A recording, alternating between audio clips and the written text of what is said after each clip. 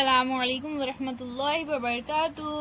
बच्चों, आज हम पढ़ेंगे subject English unit 3 time poems. Listen, repeat, read aloud and सिंग। नज़म सुनिए, कहिए, बुलंद आवाज से पढ़िए और लय के साथ गाइए। The day, 12 good hours in every day. Time for work and time for play. 24 for day and night.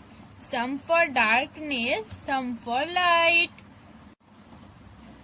The day यानी दिन, 12 good hours in every day. तो क्या बोल रहा है यहाँ पर बच्चों कि हर दिन में अच्छे 12 घंटे होते हैं। Time for work and time for play, कुछ काम के लिए तो कुछ खेलने के लिए। 24 फॉर डे एंड नाइट, 24 घंटे रात दिन के लिए होते हैं।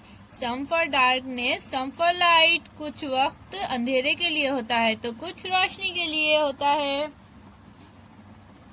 The month, 30 days has September, April, June and November.